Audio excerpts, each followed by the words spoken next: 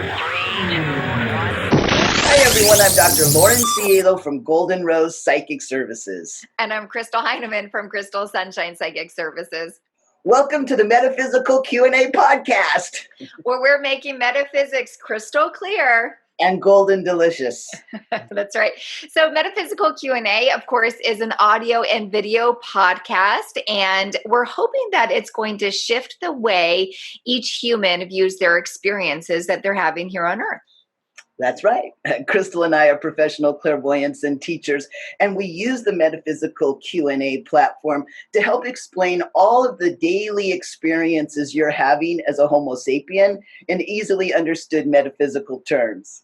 That's right. And our viewers and listeners supply the questions. That's you. So we wouldn't have questions to ask if you did not submit them. So if you could please submit any of your questions, of course, no question is too big or too small. Visit our website at metaphysicalqa.com.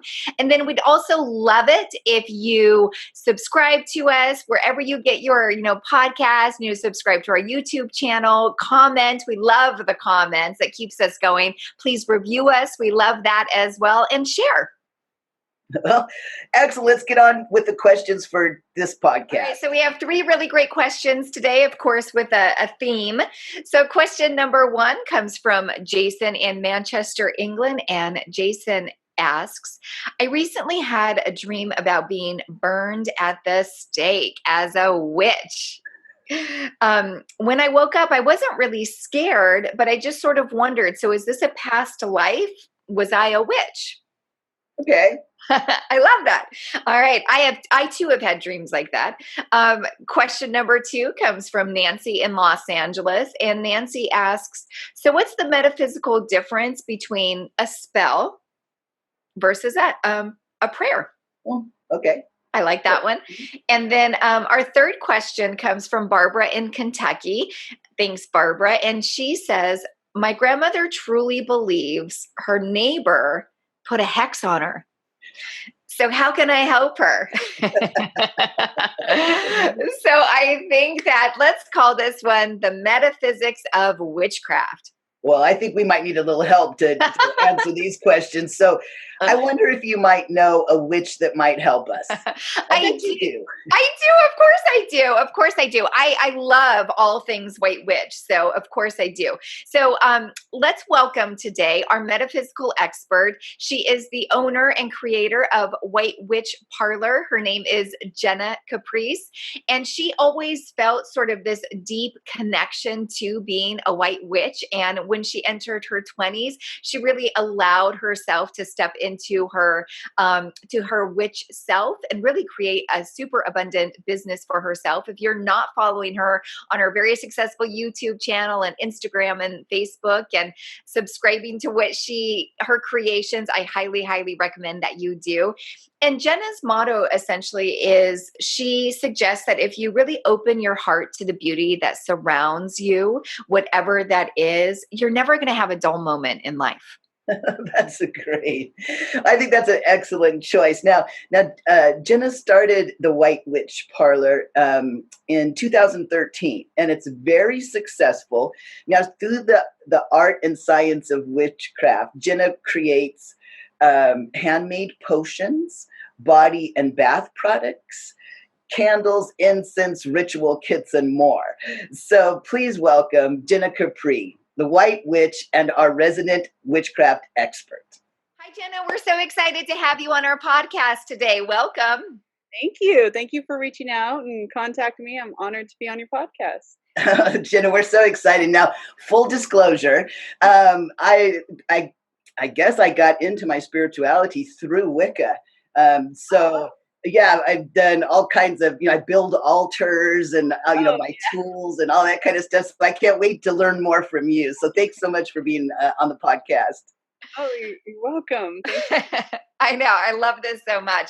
So, Jenna, so I'd wonder, before we answer our questions posed by our audience, if you could tell us a little bit about how you got into witchcraft and, of course, your successful business, which is the White Witch Parlour.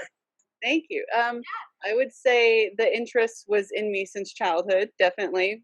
Starts with, the witchy movies and Halloween stuff, and it got deeper and deeper when I started getting older and once I started living on my own, I really embraced it. But before that, right around, I think it was third grade, was when I tried to start my official first witch club with it was my sister and like 2 friends, and everything was great. I even drew up a journal of activities we should be doing and things we should be doing weekly to stay witches.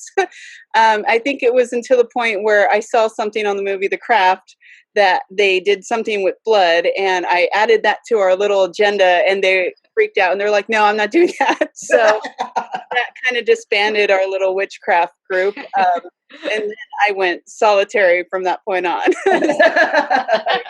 I definitely, when I was around, I moved out when I was like 19, moved to Hollywood, lived there, worked in film, did all this cool stuff, got to work with celebrities and got to see behind the scenes. But I really got into like crystals at that time, and incense was always my thing. I was always burning incense and getting yelled at from my mom for it, that I was going to burn the house down.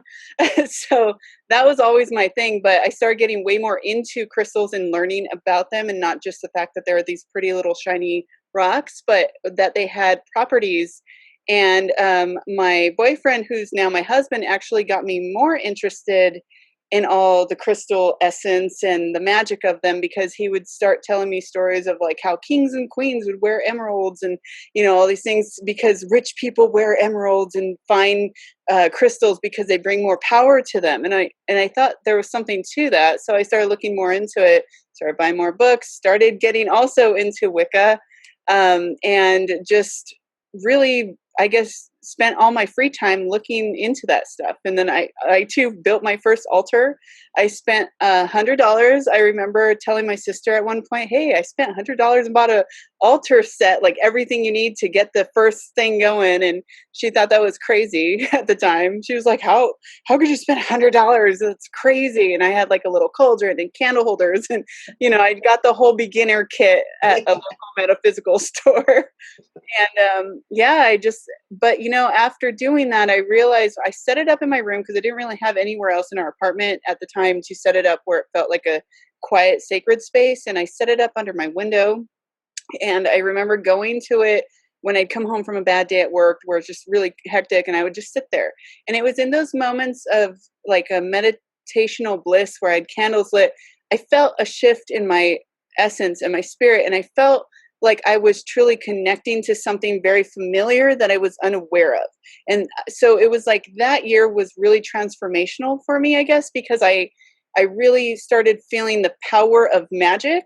But then maybe a year or two after that is when I started, or the next 2 years, I started really diving into the dark part of it, not dark magic, but what's really going on behind the scenes in the world, you know, and who's pulling the strings. And, you know, I would read things about shadow people lingering, because I used to see shadow people all the time before I did the altar thing. But I was in Hollywood, so there's so haunted in Hollywood. I started reading into that, and I started getting a little fearful of it, because they said, oh, when you cast a circle, there's going to be spirits that are curious. They're going to come around you, and they're going to like come into your circle if you don't protect yourself, you know. And I was kind of reading all the like spooky stuff. So I kind of tried to keep it a little more light in that. So I would go outside because I felt safer. So I would go outside and I'd start sitting with my crystals, and sometimes I light incense, or if it wasn't too windy, a candle. And I would just sit, I had a tiny little lawn behind our apartment in Van Nuys, California. And I would just sit there and, you know, hear helicopters going overhead and ambulance, but I would just sit there and just tune it all out. And I was able to just focus. And it just definitely transformed me to get more interested in, you know, what has become of me now. So yeah, that's pretty much my journey to where I am now. And then, you know, after that, it just kept growing and growing and growing. And now I'm a full-blown, full-time witch. So yeah. Excellent. But it got me into witchcraft. The journey led me there, and then it just took off after that. After I really started understanding my power and my something in my soul, it's definitely a deep spiritual meaning, you know, and it's very personal, and everyone's going to experience it different. So yeah. Well, thank you so much. Now, are you ready to impart your witchy wisdom on our audience? I will definitely try. All right, let's do it. All right, Jenna. So here we go. I'm so excited. So our first question comes from Jason from Manchester, England. And Jason asks, or I guess it's a statement too. He says, I recently had a dream about being burned at the stake as a witch. And when I woke up, I wasn't really scared. I just wondered if it was a past life memory or something like that. And was I a witch? So I guess in your, of course, your rich history, do you find that if people are having like dreams or quote unquote memories, do you think that's part of their soul's fabric? There's definitely something embedded in our soul. So there's also sometimes when we hit a certain point in our life, we start fearing something or having almost like a ghost pain in our body. So if a memory is happening at a certain point in that lifetime, in the current lifetime. So right now I'm 32. When I was like 28, I started getting lots of knee pain on my left knee. That could have been associated with an old trauma that was kind of plaguing and my soul was remembering. Like a tree has lines in the tree for every year. So if our soul has that same essence, like a record, we're kind of recording all that stuff. So those memories come back in this current lifetime. So if a dream such as burning at a stake or being stoned to death, or like for me, I feel like I have this accused like feeling. When I hit 30, it was like accused. So I think at some point in my life, when I hit 30 in a past life, I was being accused of witchery or something very, very dramatic. So if the dreams are coming, subconscious mind speaks louder than our physical mind often. So if those dreams are starting to flood in, not just once could be a simple little reminder, maybe filtering in slightly. But if it's happening, reoccurring often, and it's not the movies you're watching and the shows you're watching, because there are so many witchy shows on TV, and, I'll watch American Horror Story and have witchy dreams, but I can say that's a show playing on my mind. So if those dreams are coming out of nowhere, it's definitely the soul speaking to us saying, hey, do you remember this? This happened to you. And some people even get the sense of the smell of burning or burning flesh. And that's really rare, but it goes into, another part of our psychic abilities to smell something. And so if we're feeling those feelings and they're coming back, you could definitely say that that was the past memory, just like a tree has those lines of the years. It's our soul playing that record back saying, hey, you hit this age at this time many, many years ago, many ages and lifetimes ago, this happened to you. And that's why now you're remembering it. And so that goes the same with random pains and aches. Some people have pains. I had a friend who had really bad pain in her stomach. Doctors could not figure out what it was. She was keeling over, like in pain for hours every day for, I think she said it was almost a year like that. She went to multiple doctors. No one could find anything wrong with her. Multiple blood tests. And one day it just stopped and she was fine again. And she suffered for a year and it just like nothing ever happened. And she had told me about it maybe about half a year after it kind of cured itself. And I had told her the same thing about that, about how the soul can be remembering something that happened to her at that age in this lifetime. And it clicked with her completely. And she said, I always felt like that happened to me. Like she always felt like she was shot with an arrow. So she, so that memory was almost like the soul replaying itself. But yeah, so it could definitely be that you were burned at the stake. Past life trauma. Yeah, take it and use it though. Use that energy, understand it, learn from it, grow from it. Yeah.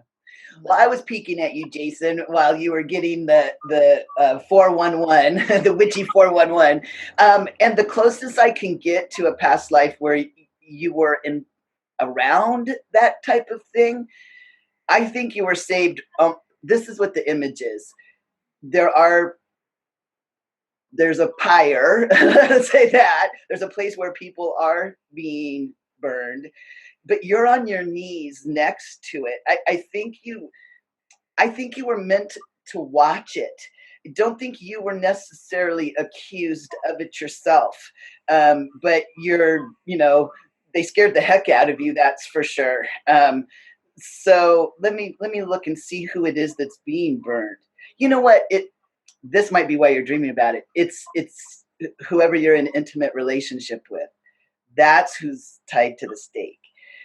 And that kind of hurts my heart. So I'm going to give myself a little healing. And I'm going to send Anki Yaya to give both you and your partner a healing. That, and I know, I'm just going to say this, there's nothing you could have done.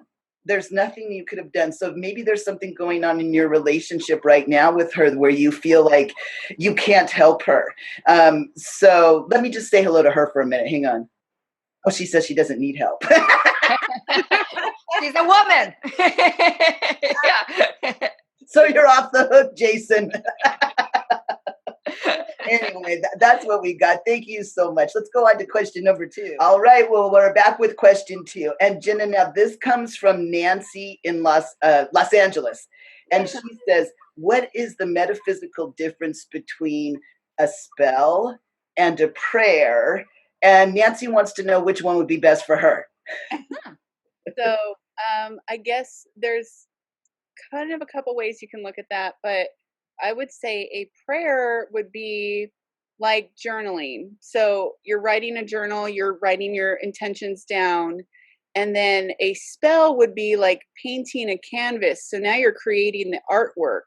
So there's like an imagery with it. So that you have words as a prayer, or you have the imagery, which is your spell casting. So obviously a painting is going to take more time, more intense, more passion in a way, because you're, choosing your colors and you're getting into the brush strokes and all these things. So yes, of course, a spell is going to usually offer a greater outcome than just a blessing or a prayer. But if you really have a strong power to you and a really strong intent, then a blessing or a prayer could be just as efficient as a spell.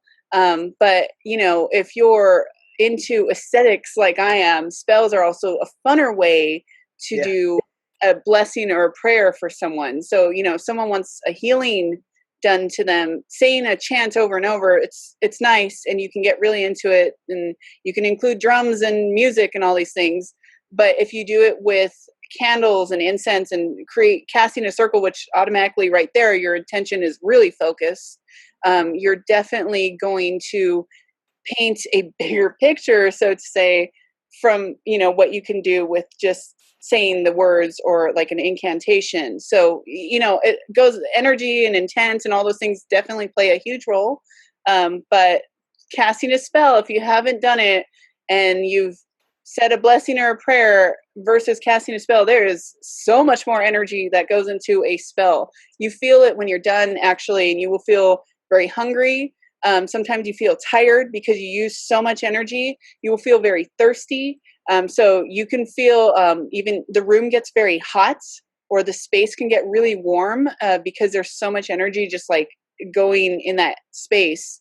So there's definitely a difference. And did you say Nancy? Yes, her name is Nancy. Yeah. So Nancy, it is her discretion to decide how big of the intent, what does it need? Is it something small, or is it something huge that needs to be life changing?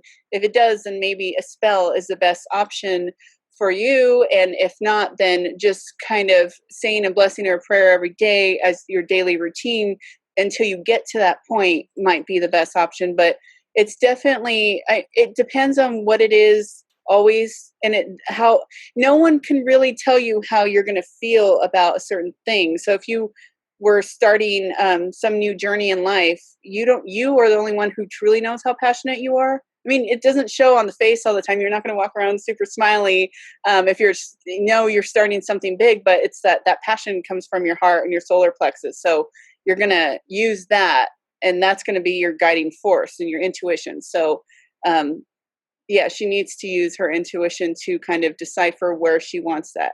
I could say go do a spell, but maybe that's not the case.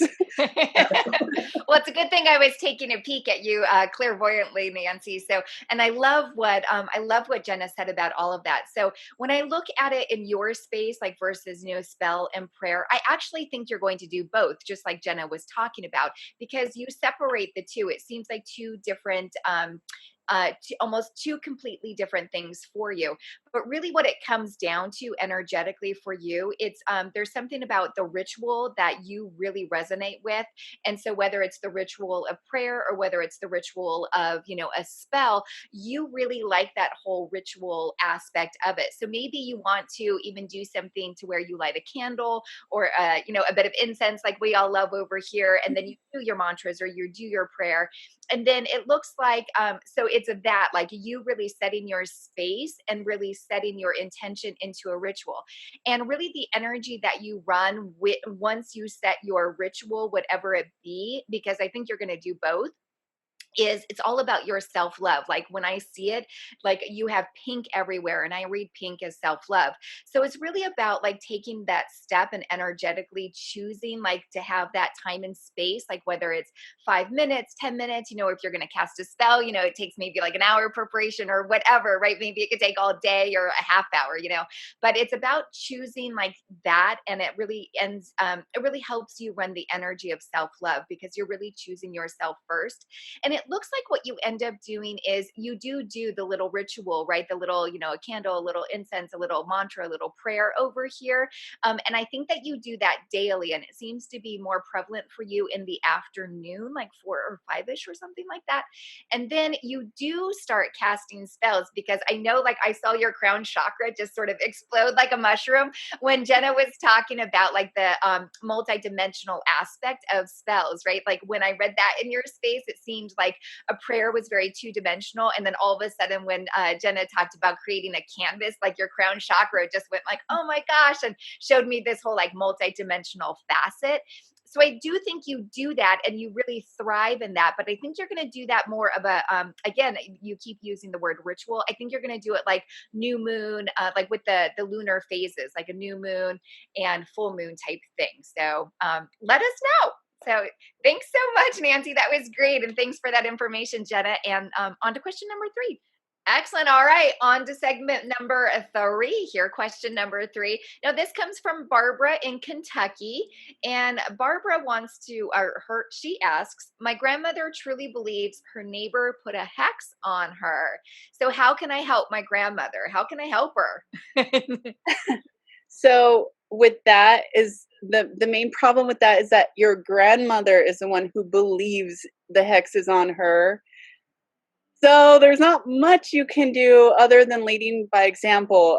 If someone truly believes that there's a hex or a curse on them, it is up to them to kind of release that mindset because that's actually imprisoning them with that energy. So even if nothing was ever cursed or no hex was placed, because she believes it, it is real. So she has to let go of it. And the only thing you can do really is kind of encourage it. So even with a candle, there's things you can do that even if it's a placebo effect, it doesn't matter because it works for her. So if taking her somewhere that if she's religious, if she like Catholic background, like my grandmother, she believes like people give the evil eye and things like that. If I told her, let's go to church and maybe the priest could help you relieve this, then it would help her because she believes it. So, everything is a matter of belief and energy. So you can lead the horse to water, you can lead your grandma to the right direction, help her with that, maybe give her crystals, tell her what the crystals are about, help her learn to release or banish that energy, and ask her why she feels that way. Did someone give her a certain look, or is there something happening in her life that's making it feel like someone put a curse on her? Because sometimes we all have these moments where we're like having a streak of bad luck, right?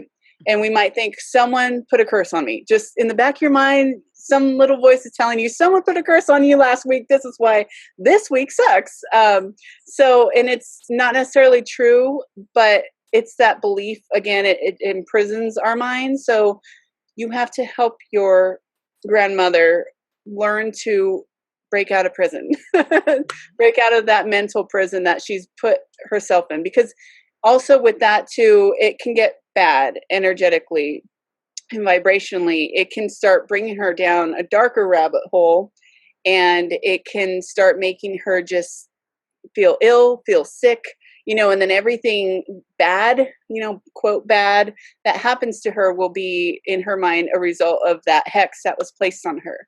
So it can get bad, actually. So yeah, try and help her find the light of it. So if it's through prayer, if it is through a religion that she follows, if it's through, showing her candles and crystals, or taking her out for a walk and just listening to her, hearing her out, those are, things that you can do to help resolve that. Excellent. You're super psychic, Jenna, because when I was peeking at Barbara and her grandmother, all of a sudden this light started shining on the grandmother, and I started laughing when you used the word "bring her into the light" or whatever you said. I'm like, oh my God, that's exactly the image. Thanks. So what I did is I followed the light back to see where it was coming from, and it's angels. Yeah, and so you started talking about, if she believes the tree. Holding her hand, so you guys can see. It's a little sunstone. Oh, wow. Crazy. We did not plan this. Yeah. No, we've never had this conversation. We didn't. Never. Wow. And actually, I was holding an amethyst at the beginning of the show, and it fell. So yeah, and then you grab. Yeah. The angel I had those two pieces next to me, and yeah, see, magic's real. See, I know we did not plan this. Yeah. And Jen is across, 2,000-3,000 miles. So, yeah. Wow. Wow, that's so interesting. That must be why Barbara asked us the question, because we got the answer. Well, thank you so much. That was such a great podcast, Jenna. Now, before we wrap up, could you please let our audience know how to get in touch with you and your work? Yeah, definitely. I have my website where I make lots of incense, oils, potions, too many things. They're all good things. And it's www.whitewitchparlour.com, and it's parlor like the old Victorian kind. I also have my Instagram. I have my Facebook. I also have a YouTube channel, which has been a little inactive these days with a toddler, but I will return very, very soon. I'm literally working on little points that I want to start filming again. So I'm getting to that point probably within the next month. So yeah, YouTube, Instagram, Facebook, and my website, whitewitchparlour.com. Well, Crystal, do you think we've done it again?